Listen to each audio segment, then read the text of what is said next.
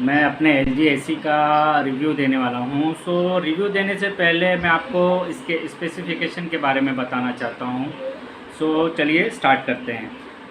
Main और important part जो कि नॉर्मली जब भी हम एसी लेने जाते हैं तो हम उसकी सबसे पहले क्या देखते हैं, हम देखते हैं स्टार रेटिंग। मेरा जो एसी है वो 3 स्टार रेटिंग है और उसकी ISEER वैल्यू है 3.73। हमेशा एक याद रखिएगा, आप जब भी एसी या कोई भी, जैसे एसी हो गया, आपका फ्रिज हो गया, ऐसे जो मोटर से चलते, जो कंप्रेसर से चीज़ें चलती हैं, तो उनको अगर आप लेने जा रहे हैं तो स्टार रेटिंग देखते हैं। उसके साथ मेन चीज़ जो होती है ISEER वैल्यू ज़रूर देखें।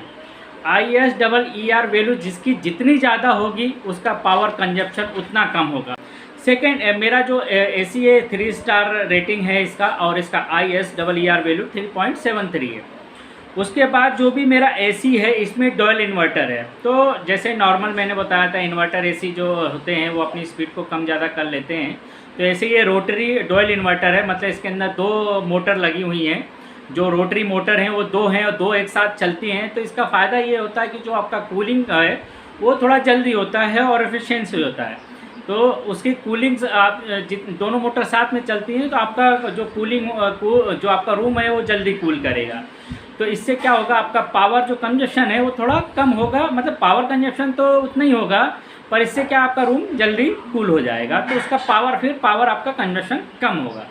और दूसरा इसका जो बेनिफिट है वो इसमें, जैसा मैंने आपको बताया था कि इन्वर्टर जो एसी होते हैं वो ऑटोमेटिकली अपनी स्पीड को कम ज़्यादा कर सकते हैं। वैसे ही आप मैनुअली भी उनकी स्पीड को, उनके जो जितना उनकी कैपेसिटी है 1 टन की, उससे आप कम ज़्यादा पे चला सकते हैं। तो इसमें जो मेरा एलजी का एसी है इसमें 4 in 1 ऑप्शन है। मतलब जब भी मैं अपने एसी को चालू करता हूं तो उसको 1 टन के साथ मैं 80%, 60% और 40% कैपेसिटी के साथ चला सकता हूं। और जो मेरा एसी है, जो उसमें कंडेंसर है, उस पर जो आउटडोर यूनिट होती है उस पर ओशियन कोटिंग का मतलब ओशियन ब्लैक करके एक उनने फीचर का नाम दिया, ओशियन ब्लैक कोटिंग है। ये एक्चुअली ये बहुत अच्छी चीज़ होती है, क्योंकि आपका आउटडोर यूनिट बाहर होता है, उस पर डस्ट लगती है, बहुत सारे से एनवायरनमेंट का उसको पानी, हर चीज़ को उसको झेलना पड़ता है, तो धूल मिट्टी हर चीज़ को। तो उस कंडीशन में अगर तो ये उसको प्रोटेक्शन देती है। और अगर मान लीजिए आपका घर ऐसी जगह जहां आपके घर के आसपास कोई नाला है या कोई पानी वाली चीज़ है, या फिर आप ऐसी जगह रहते हैं जहां पे आपके आसपास समुद्र है, तो वैसी जगह से उस जगह से आपको आउटडोर यूनिट को, कंडेंसर को बचाने के लिए कोटिंग बहुत ही यूज़फुल है। तो ये इसमें ओशियन ब्लैक की कोटिंग है, जो कि बहुत अच्छी चीज़ है। ये नॉर्मली मैंने जैसा ही बोला था, ये कॉपर, इसका पूरा कंडेंसर स्पेशल कॉपर कंडेंसर है। और इसमें एक फ़ीचर है कि अगर इसमें आपकी गैस लो होगी तो ऑटोमेटिक डिटेक्ट करके आपको बता देगा। इसमें 4 वे कूलिंग है। नॉर्मली जब भी हम एसी लेते हैं तो उसमें कूलिंग जो अप एंड डाउन होता है, जो आगे का उसका जो आगे का जो ऑप्शन, आगे का जो उसके यूनिट होती है, उसके अंदर जो उसका एक आगे का पैनल होता है जो कि अप एंड डाउन होता है। तो इसके अंदर एक वो अप एंड डाउन के साथ एक अंदर भी पैनल है जो कि लेफ़्ट एंड राइट भी होता है। इसमें इस तरह 4 वे कूलिंग है। इसमें एक और ऑप्शन है स्मार्ट डायग्नोसिस। अगर आपके एसी में कोई प्रॉब्लम है तो आप उसको रिमोट से वो बटन दबा देंगे तो ऑटोमेटिक उसको डायग्नोस करेगा, उसमें जो भी प्रॉब्लम होगी आपको बता देगा। और मेन चीज़, जब भी कोई एसी लेने जाता है, बहुत लोग पता नहीं इस चीज़ को ध्यान देते नहीं कि नॉइस लेवल। तो हमेशा ये याद रखिए नॉइस लेवल क्या होता है। मतलब जब भी वो एसी चलेगा तो आपके घर में कितना नॉइस जनरेट करेगा। तो जो मेरा एसी है उसका नॉइस लेवल 21 डेसिबल है, जो कि बहुत ही अच्छा है। तो आप जब भी लेने जाएं तो आप हमेशा याद रखें कि आप जो भी एसी ले रहे हैं उसमें नॉइस लेवल जितना कम रहेगा उतना अच्छा है। मतलब आप जब भी रात में सोएंगे तो आपको सुकून, मतलब आपको कोई आवाज़ नहीं आएगी। जब मैं अपना एसी रात में चलाता हूं, और उसका मैं नॉर्मली मैं अपने एसी को, जब मेरे घर में मेरा जो कूलिंग है वो मैं 26 डिग्री सेल्सियस सेट करके रखता हूं, और जब वो 26 डिग्री सेल्सियस पे पहुंच जाता है तो फिर मैं उसका कैपेसिटी 60% कर देता हूं, और 60% पे पूरी रात में चलता है, हमको कोई प्रॉब्लम नहीं होता है। जब मैं इसको जब भी एसी को चलाता हूँ रात में, तो आप जब मैं उसका मुझे एसी की आवाज़, इसके एसी के फ़ैन की या एसी की आवाज़ इतनी कम है कि मुझे अपनी घड़ी की सुई की आवाज़ साफ सुनाई देती है और उससे तेज़ रहती है। तो इससे आप समझ सकते हैं कि कितना साइलेंट एसी है, इसमें आवाज़ बहुत कम है। तो जब भी मैं रात में इसको मैं चलाता हूँ तो मुझे अपनी घड़ी की जो आवाज़ है, जो वॉच है, वो वॉल का जो दीवार घड़ी है उसमें जो आवाज़ आती है वो उसकी सुई की जो आवाज़ है वो ज़्यादा रहती है इस कंपेयर मेरे एसी के। तो आप समझ सकते हैं कितना बहुत ही अच्छा फीचर है ये, इसमें बहुत ही साइलेंट है 21 डेसिबल। और जैसे कि मैंने आपको पहले बोला था कि इसमें दूसरे एसी की तरह इसमें भी स्टेबलाइजर फ्री ऑपरेशन है। तो ये अच्छी चीज़ है स्टेबलाइजर फ्री ऑपरेशन, पर इसका मतलब ये नहीं होता है कि आप स्टेबलाइजर न लगाएं। अगर आपके घर में इन्वर्टर एसी है तो स्टेबलाइजर ज़रूर लगाएं। मैंने स्टेबलाइजर नहीं लगाया है, मैंने पर उसकी जगह वोल्ट प्रोटेक्टर लगाया है। तो उसके बारे में मैं आपको एक वीडियो बनाऊंगा, उसमें बताऊंगा कि ये क्या होता है और क्यों फ़ायदेमंद है और क्यों ये स्टेबलाइजर से की तुलना में अच्छा भी है। और थोड़ा हर चीज़ का थोड़ा प्लस माइनस पॉइंट होता है, तो ऐसे ये भी हम इसे स्टेबलाइजर की जगह यूज़ कर सकते हैं। सो वो मैं आपको एक अलग वीडियो बनाऊंगा उसके बारे में और उसमें बताऊंगा, ठीक है। और इसका जो पावर रिक्वायरमेंट है 230 वोल्ट है। वे नॉर्मली हम लोग इस चीज़ों पे ध्यान नहीं देते कि इसकी पावर रिक्वायरमेंट क्या है, तो वो ज़रूर ध्यान दें। इसका जो एम्पियर है 6.1 एम्पियर है और जो पावर रिक्वायरमेंट 230 वोल्ट है। तो आपको अभी एम्पियर और वोल्ट के बारे में भी पता नहीं होगा कि ये वोल्ट क्या होता है, एम्पियर क्या होता है। तो उसका भी मैं एक अलग वीडियो बनाऊँगा सेपरेट डिटेल में, तो मैं आपको एक्सप्लेन करूँगा कि एम्पियर क्या होता है और वोल्ट क्या होता है। तो मैं आपको नेक्स्ट वीडियो में बताऊँगा। सो ये मेरे एसी के फीचर्स हो गए हैं जो कि इसके हैं।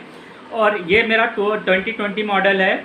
और अगर आप 2021 मॉडल लेंगे तो इसमें एक नया फीचर आ गया है ऑटो क्लीन का, जो कि बहुत उपयोगी और अच्छा फीचर है। अनफॉर्चुनेटली जब मैंने लिया तो वो मॉडल मेरे यहाँ अवेलेबल नहीं था, तो मैंने 2020 का मॉडल लिया। तो अभी 2020 का मॉडल अगर आपके यहाँ अवेलेबल है तो आप ज़रूर इसे 2021 का मॉडल लें, क्योंकि इसमें ऑटो क्लीन का फीचर है जो कि बहुत यूज़फुल है। और हमेशा ये याद रखें कि जब भी आप एसी ले रहे हैं तो उसकी पूरी इंक्वायरी करें, अच्छे से हर चीज़ को चेक करें, ठीक है। अब मैं आपको ले चलता हूँ मेरे एसी को दिखाने और उसके बारे में जो भी अच्छी बुरी चीज़ें हैं वो बताने, ठीक है। हाँ दोस्तों, तो ये मेरा LG का एसी है। जैसे कि आप देख सकते हैं ये लुक वाइज बहुत ही सुंदर है। ये इंडोर यूनिट है जो कि दिखने में बहुत सुंदर दिखता है। तो इस पे आप देख सकते हैं कि इस पे जो कंप्रेसर की वारंटी है वो 10 साल है और इस पे इसके PCB पे वारंटी 5 साल की है। और जो इसका पूरे प्रोडक्ट पे वारंटी है वो 1 साल की है। तो इस पे आप एक देख सकते हैं, यहाँ पे मैं आपको दिखाता हूँ कि ये 3 स्टार रेटिंग है और ये 3 स्टार रेटिंग वाला एसी है जिसकी ISER वैल्यू 3.73 है। सो आप जब भी एसी लें तो इस बात को ध्यान दें कि आपको जब भी एसी लेने से पहले अगर आपका 30,000 का एसी है तो उसको इंस्टॉलेशन में आपको कम से कम 2 से 2,500 रुपये मिनिमम खर्च करने पड़ सकते हैं। तो आप जब भी एसी लें तो इस बात का ध्यान रखें कि एसी लेने से पहले वो एसी जो आता है उसके अंदर कोई प्लग नहीं लगा रहता है। तो उसके लिए आप 16 एम्पियर का एक अच्छी कंपनी का प्लग ले लें। स्टेबलाइज़र भी आप सर्च कर लें और अच्छा स्टेबलाइज़र आप एसी के लिए ले लें। मैं आपको बताऊंगा आगे के वीडियो में तो अच्छे वाले एसी के स्टेबलाइज़र कौन से होते हैं और उसके लिए क्या क्या देखना चाहिए। और उसके बाद आप एक जो भी हो बोर्ड बना होना चाहिए आपके यहाँ जिसमें MCB लगा हो। तो आप 16 एम्पियर वाला आपके यहाँ आपके बोर्ड होना चाहिए जिसमें एक MCB भी लगा होना चाहिए और बोर्ड जो होना चाहिए 16 एम्पियर का होना चाहिए।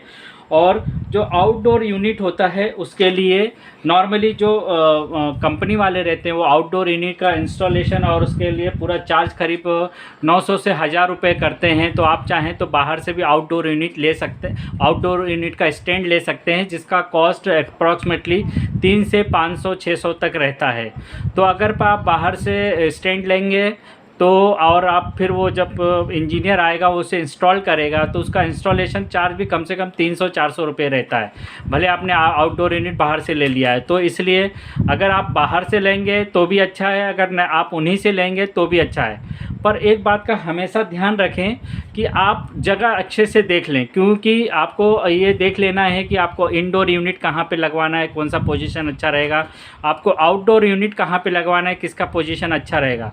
क्योंकि आजकल प्रॉब्लम ये हो गया है कि जितनी भी बड़ी बड़ी कंपनियां हैं सब हैं, इन्होंने अपने जो इंजीनियर्स हैं वो कॉन्ट्रैक्ट पे रहते हैं। तो कॉन्ट्रैक्ट पे रहते हैं तो उनका मतलब ये है कि उनको जितनी ज़्यादा एसी या जो इंस्टॉल करके देंगे उनको उतना ज़्यादा पैसा रहता है। वो डेली बेसिस टाइप के रहते हैं और उनके काम के ऊपर रहता है कि जितना आप इंस्टॉल करोगे उतना पैसा मिलेगा। तो वो जो भी इंजीनियर्स आते हैं वो लोग नॉर्मली पर्टिकुलर फ्रेंचाइजी के या एलजी के इंजीनियर्स नहीं होते, वो आते हैं और फटाफट अपना काम करके ख़त्म करना चाहते हैं। तो उस चक्कर में वो क्या करता है, हर चीज़ जो भी होता है जल्दबाजी में करते हैं और जल्दबाजी की वजह से कई बार गलतियां हो जाती हैं। जैसे कि आप मेरे एसी में देखेंगे तो यहाँ पे साइड में उनने होल बड़ा कर दिया था, तो ये साइड में होल दिख रहा है। क्योंकि अभी मुझे क्या है, मुझे घर में थोड़ा सा काम करवाना है तो ये सब चीज़ें मैं फिक्स करवा लूँगा। पर आप हमेशा याद रखिए कि अगर वो कोई ऐसा इंजीनियर आएगा तो पूरा होल करके उसका पूरा मतलब वो उसका प्रॉपर आपका होल नहीं रहेगा, वो आपके कमरे का शो को भी ख़राब कर सकता है। तो आप हमेशा इस बात का ध्यान रखिए कि जो भी इंजीनियर आए उससे बोलिए कि भाई प्रॉपर होल करना, कुछ भी ज़्यादा बड़ा नहीं होना चाहिए। और आप ये भी जो अच्छे से देख लें कि आपको आउटडोर यूनिट कहाँ पे लगाना है, क्योंकि आउटडोर यूनिट जो आप जहाँ पे भी लगाएंगे बाय डिफ़ॉल्ट जो हम कोई भी एसी लेते हैं तो उसमें जो कॉपर के वायर होते हैं, कॉपर का जो पाइप होता है वो, और उसमें जो आउटडोर यूनिट से इंडोर यूनिट की कनेक्टिविटी वाला वायर होता है उसकी जो लेंथ होती है वो 3 मीटर होती है। तो कंपनी बाय डिफ़ॉल्ट 3 मीटर ही देती है।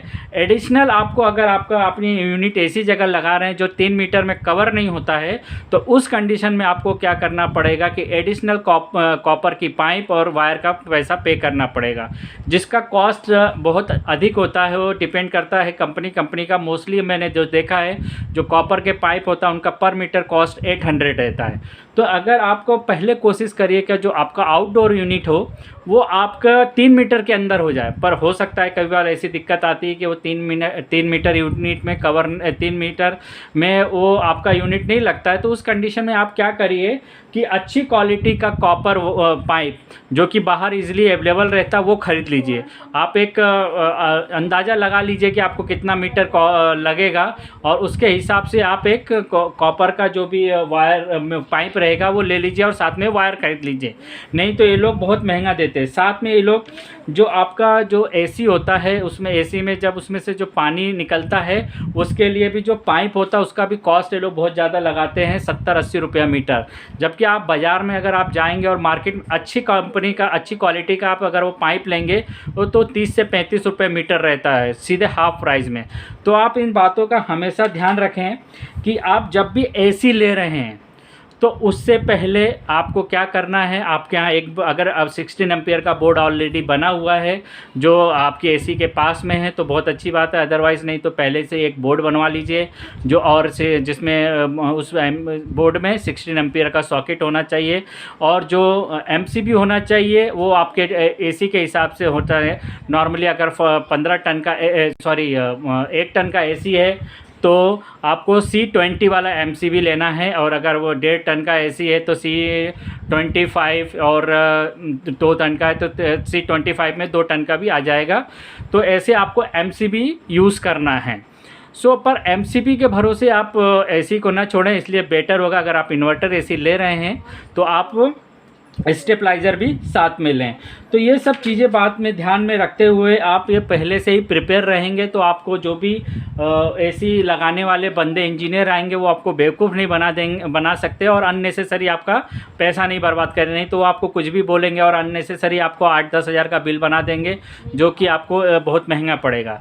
तो ये सब बातें अच्छे से ध्यान रखें और जो भी इंस्टॉलेशन से पहले ये पूरा प्रिपरेशन करा लें कि आपको प्लग, स्टेबलाइज़र, MCB बोर्ड, हाँ आपका आउटडोर यूनिट का लोकेशन, उसके लिए कितना पाइप लगेगा, हाँ तो वो, और आपका जो भी वाटर एग्ज़िट का जो पाइप रहेगा तो ये सब चीज़ें आप अपना पहले से व्यवस्था कर लीजिए, ठीक है। भी अच्छी मिलती है। इसमें वारंटी में मैं एक चीज़ आपको बताना भूल गया कि इसमें जो कंप्रेसर की वारंटी है वो उसमें उसमें ये कंपनी ने ये भी दिया है कि वो 3 बार उसमें गैस रिफ़िल करके भी देंगे, और जो इनका नॉर्मल वारंटी, उस वारंटी में 3 सर्विस भी फ्री देंगे। जो भी इनको तो 3 महीने 6 महीने पे आपको सर्विस करवानी पड़ती है, तो वो सर्विस वो आपको फ्री में करके देंगे।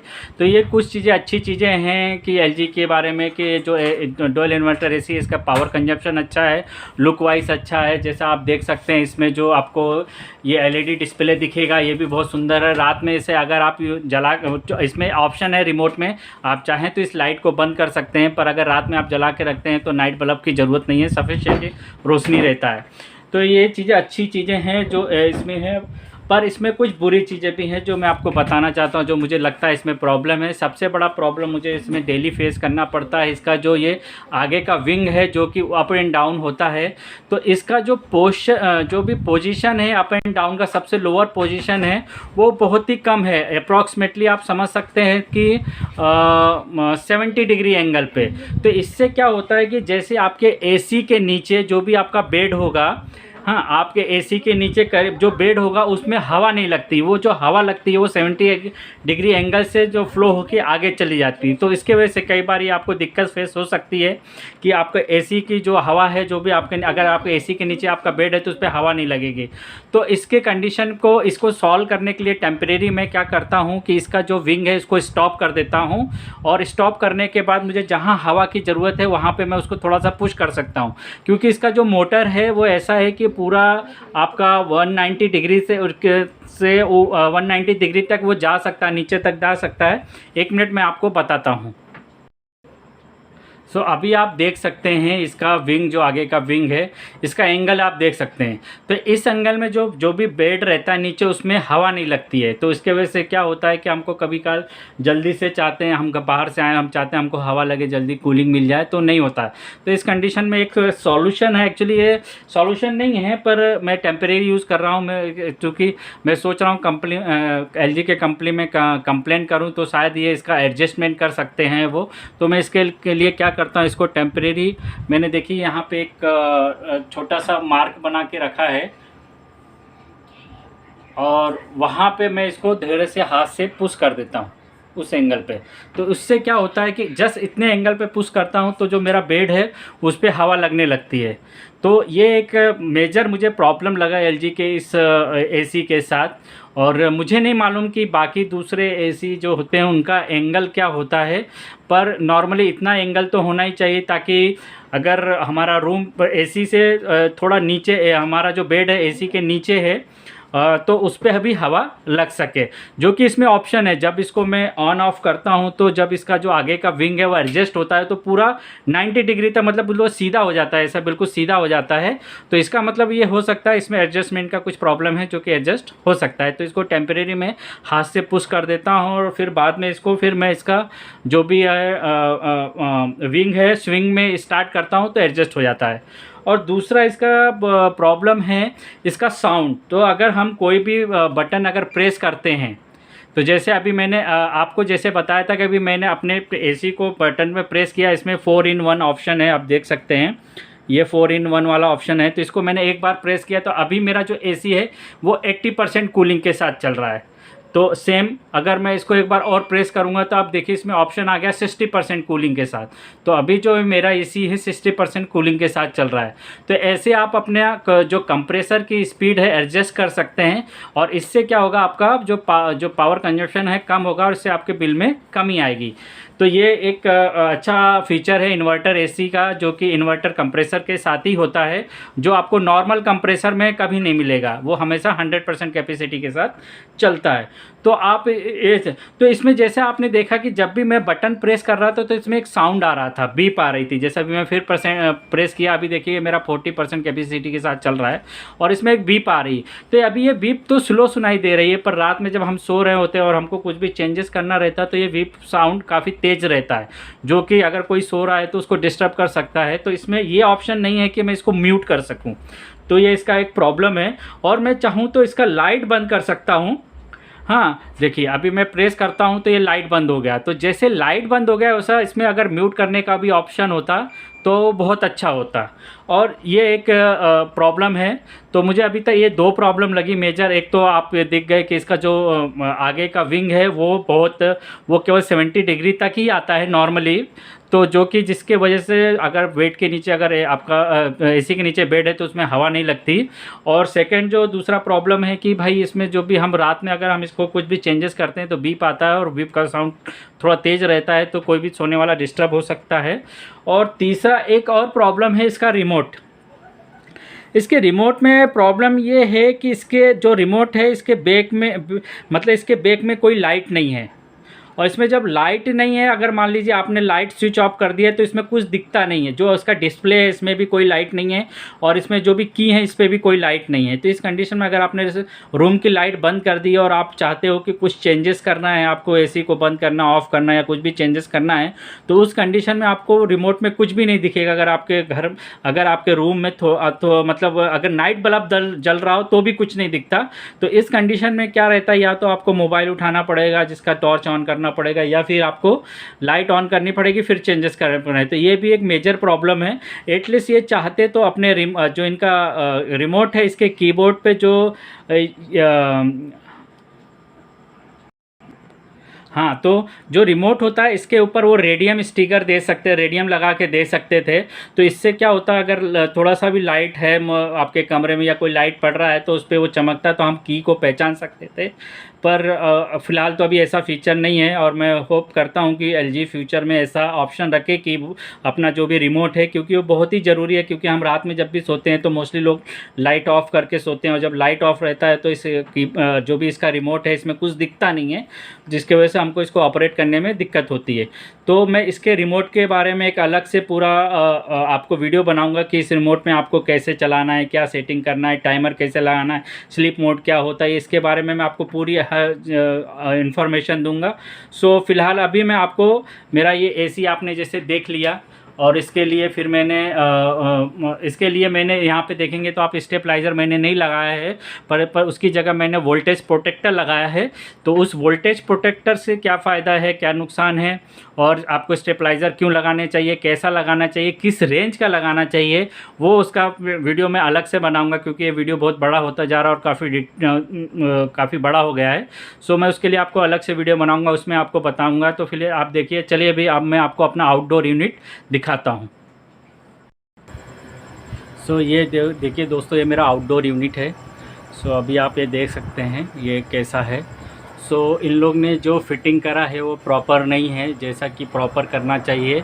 वो जो भी बंदे आए थे, जैसा कि मैंने आपको बताया कि वो कॉन्ट्रैक्ट बेस पे थे, वो जितने यूनिट इंस्टॉल करते थे कंपनी से उनको उतना पैसा मिलता था। तो उसके हिसाब से वो लोग आए और फटाफट जो भी है उनने ना विनाइल टेप यूज़ किया, नॉर्मल टेपिंग करी, और ऐसा ही वायर जो है टांग के चले गए हैं। तो ये फिटिंग प्रॉपर नहीं है। चूँकि अभी मेरे को यहाँ पे काम करवाना है, ये सब मुझे एक बार डिस्कनेक्ट करना पड़ेगा। तो इसके लिए फिर मैं ये पूरा प्रॉपर काम करवाऊँगा। और ये देखिए, फिर ये मैंने ये लोग पाइप का ऐसे ही छोड़ के गए थे, तो ये पूरा पाइप का जो एग्ज़िट वाटर पाइप है वो मैंने यहाँ पे प्रॉपर इसको किया है, ये मैंने खुद किया है। तो आप हमेशा याद रखिए कि आपको जो भी इसमें लगने वाला सामान है, जैसे ये पाइप है, आप पहले खरीद के लाइए, आपको कि जितने मीटर लगेगा। और आपका ये जैसे एग्ज़िट का ये जो ब्लैक कलर का दिख रहा है, इसके अंदर आप कॉपर पाइप है जो कि पूरा कूलिंग के लिए रिस्पॉन्सिबल है, जो भी है। तो उसको आप ध्यान से देखिए कि आपका जहाँ पे यूनिट लग रहा है, कोशिश करिए वो 3 मीटर के अंदर ही हो जाए। नहीं तो अगर 3 मीटर के ज़्यादा होता है तो आपको एक्स्ट्रा कॉपर वायर के लिए, कॉपर पाइप के लिए पैसा खर्चा करना पड़ेगा, जो कि बहुत कॉस्टली होता है। और दूसरा ये भी होता है कि जितना डिस्टेंस बढ़ जाएगा उतना आपका कूलिंग में भी फ़र्क आएगा। अगर थोड़ा बहुत बढ़ेगा, मान लीजिए 3 से 4 मीटर आ गया तो ठीक है, कोई बात नहीं है। पर अगर मान लीजिए 3 मीटर की जगह 8 मीटर 10 मीटर हो गया है, तो उस कंडीशन में कूलिंग का फ़र्क पड़ेगा। क्योंकि जो आपका आउटडोर यूनिट है वो कंप्रेसर आउटडोर यूनिट में होता है, और वो सारा जो आपका जो भी कंप्रेसर है वो पूरा जो कूलिंग है वो आपको इंडोर यूनिट तक ले जाने में उसको काफ़ी लंबा रास्ता तय करना पड़ेगा। तो उस कंडीशन में कूलिंग में भी फ़र्क आ सकता है। कूलिंग में फ़र्क नहीं आएगा, आपका कूलिंग उतना ही होगा, पर उसके वजह से उसको चलना ज़्यादा पड़ेगा, और फिर आपके पावर जो पावर सेविंग का बेनिफिट है वो कम मिलेगा आपको। तो इसलिए हमेशा कोशिश करिए कि आपका आउटडोर यूनिट है वो 3 मीटर के अंदर ही लग जाए, तो उससे आपका पैसा भी बचत होगा और आपको कूलिंग में भी फ़ायदा रहेगा, जिससे आपको फ्यूचर में आपका पावर सेविंग का भी आपको फ़ायदा मिलेगा। पर इससे पहले आप हमेशा याद रखिए, जो भी इंजीनियर आए उसके सामने आप खड़ा रहिए और प्रॉपर उससे पूरा इंस्टॉलेशन करवाइए दिखा के, ताकि कोई भी उसका ताकि आपका घर जो भी फिटिंग है वो प्रॉपर रहे। और आप एक बार करवाने से पहले, जो भी इंजीनियर आने से पहले लोकेशन फ़िक्स कर लीजिए, और जो भी लोकेशन है जहाँ पे भी आप उसको फिक्स करवा रहे हैं उसमें वायर आपको पाइप कैसे लेके जाना है, क्या करना है। ये पाइप हार्ड होते हैं, इतनी आसानी से मुड़ते नहीं हैं, तो आप उनसे प्रॉपर करवा लीजिए। और हमेशा इस बात का ध्यान रखिए कि जो ये एसी होता है, इसमें जो यहाँ पे आप ये दिख रहे हैं, यहाँ पे जॉइंट है, मतलब जो आपका इंडोर यूनिट होता है उसका जो पाइप रहता है, जो आउटडोर यूनिट को एक वो लोग एक्स्ट्रा जो पाइप देते हैं, उन दोनों को यहाँ पे वो जॉइंट करते हैं। तो आप हमेशा बात रखिए, स्प्लिट एसी का सबसे बड़ा प्रॉब्लम क्या होता है, गैस लीकेज। अगर वो प्रॉपर फिटेड नहीं है, प्रॉपर से फिटिंग नहीं करी गई है, तो उसके गैस लीक हो जाएगा और फिर आपको एसी का जो आपको बेनिफिट है नहीं मिलेगा, और फिर आपको उसमें रिफ़िल करवाना, टॉपअप करवाना पड़ेगा गैस का। तो इसलिए आप याद रखिए कि जो भी इंजीनियर आ रहा है वो जो फिटिंग कर रहा है प्रॉपर कर रहा है कि नहीं कर रहा है। और जब वो फिटिंग कर देता है तो उसके बाद भी जो कंपनी कहती है कि उसके गैस लीक टेस्टिंग है, तो वो गैस लीक टेस्टिंग कर रहा है कि नहीं कर रहा है। तो आपको इस बातों का ध्यान रखना है कि जो भी कंपनी ने जैसा बोला कि अगर गैस का प्रेशर प्रॉपर है या गैस लीकेज नहीं है, तो वो जो भी फिटिंग कर रहा है, फिटिंग करने के बाद जो भी पाइप लगा रहा है उसमें वो चेक कर रहा है कि नहीं। और उसको आप भी ध्यान दीजिए कि उसमें लीकेज है कि नहीं। वो नॉर्मली जो भी है साबुन लेते हैं, उसका जो भी ऊपर का झाग रहता है उस पर लगाते हैं और उसमें जो भी लीकेज रहता है उससे पता करते हैं। तो वो जो रहते हैं बहुत जल्दी में रहते हैं। तो इसलिए आप हमेशा याद रखिए कि जो भी जब वो फिट कर रहे हो तो उस पर आप पूरा ध्यान दीजिए, कहीं लीकेज तो नहीं है, कुछ भी नहीं। अगर है तो उसको टोक दीजिए, अगर आपको डाउट है तो उसको टोक दीजिए, क्योंकि उसका काम है ये सही करके जाना। तो इस बातों का आप हमेशा ध्यान रखें। और जब भी एसी लगवाएं सामने खड़े रहें, उसको हर चीज़ को नोटिस करते रहें, मॉनिटर करते रहें, क्योंकि वो लोग क्या हमेशा जल्दी में रहते हैं और फिर फटाफट लगा के जाने की सोचते हैं। जैसा आप मेरा देख सकते हैं कि उन लोग जल्दी में कैसे भी लगा के गए हैं। क्योंकि अभी मुझे घर पे काम करवाना है तो ये पूरा मैं फिटिंग प्रॉपर करवाऊँगा। हाँ दोस्तों, आप एक चीज़ मैं आपको और बताना चाहता हूँ। यहाँ पे देखिए, मैंने जो बोर्ड लगाया, इस बोर्डल में आप देखेंगे कि ये प्लग लगा हुआ है। तो ये प्लग एक्चुअली मैंने इसको, ये स्मार्ट प्लग है जो कि आप वाईफाई से, एंड्रॉयड मोबाइल से इसको कंट्रोल कर सकते हैं। आपका एसी का पावर कंजप्शन कितना है, क्या है, कितना वो यूनिट ले रहा है चीज़ें चलने में, ये सब आप नोटिस कर सकते हैं। तो ये सब चीज़ें जो इसके बारे में मैं आपको अलग एक वीडियो बनाऊंगा कि स्मार्ट प्लग क्या होता है, उसके फ़ायदे क्या होते हैं, उसके नुकसान क्या, उसके अगेंस्ट में आप क्या ले सकते हैं। तो ऐसे कई चीज़ें हैं जो मैं आपको आने वाले वीडियो में मैं आपको बताऊंगा। सो आप रेडी रहिए मेरा नेक्स्ट वीडियो के लिए। और फिर मैं आने वाले वीडियो में मैं आपको बहुत अच्छे अप्लायंसेस के बारे में अच्छे रिव्यू दूंगा।